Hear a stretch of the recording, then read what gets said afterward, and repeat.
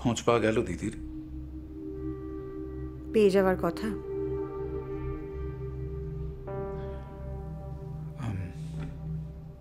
আপনাকে একটা কথা বলতে চাই।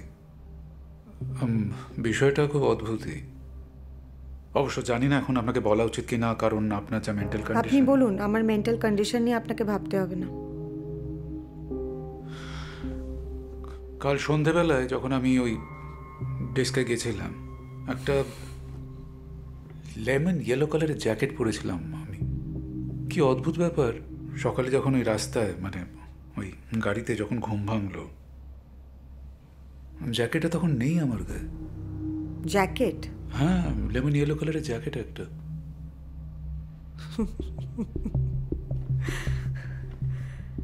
আর ইউ ইভেন হিউম্যান?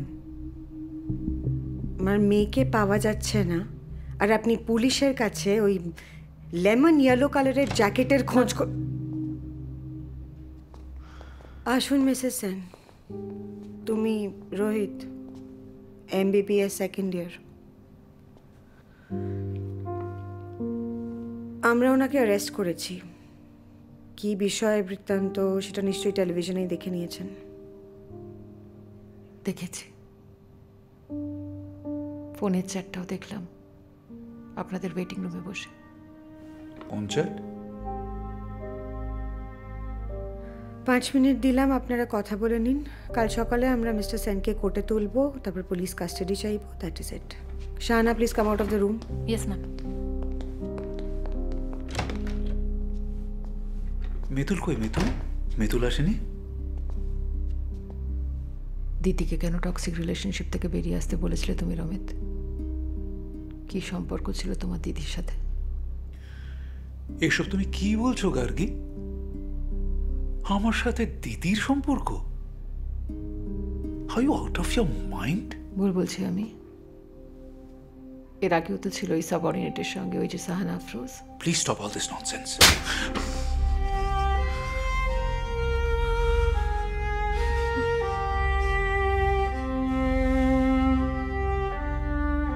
আরে এত নার্ভাসনেসের কি হলো? একেবারে বাড়িতে পেছন পেছন চলে এলে। হ্যাঁ স্যার, একটু দেখবেন আমি যেন ফেসে না যাই। আসলে ওই শাহানা ম্যাম আর বৃন্দা ম্যাম না খুব ডেঞ্জারাস। আরে ছাড়ো তো, ডেঞ্জারাস না ছাই। মেয়ে ছেলে মতন থাক বাড়িতে, পর বাচ্চাকে সামলা তা না, পুলিশ হবে। এই একটা কেসে বৃন্দার প্যান্ট এমন হলুদ করে দেবো না, আবার সায়া শাড়িতে ফিরে আসতে হবে। চেনে না সালা আমাকে। এই হরি, জলটা দে। আমাদের সঙ্গে স্টুডিওতে রয়েছেন বিখ্যাত মনোবিদ ডক্টর সুবীর রায়। ডক্টর রায়, আপনি এই বিষয়টাকে কিভাবে দেখছেন? দেখুন, আধুনিক জীবনযাত্রা যে এসবের জন্য দায়ী সেটা আমরা অস্বীকার করতে পারি না। এখন দম্পতিদের মধ্যে নিজেদের সন্তানদের থেকেও বড় হয়ে দাঁড়াচ্ছে তাদের ইগো। কেউ নিজের জায়গা থেকে 1 ইঞ্চি সরে দাঁড়াতে নারাজ।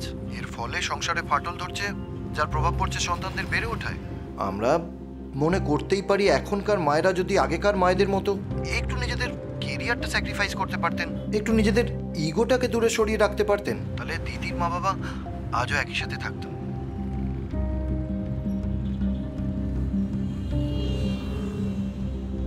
হ্যাঁ ম্যাম।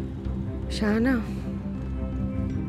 এই বানতলা থেকে গোলপার্ক পর্যন্ত সমস্ত রোড ক্যামের ফুটেজ আমার চাই, কালকে রাত্রিরের।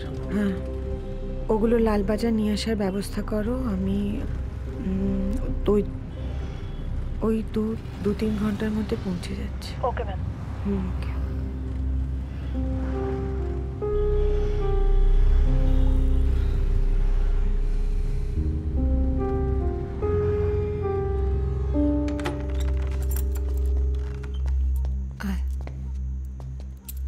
ঘুমিয়ে পড়েছে।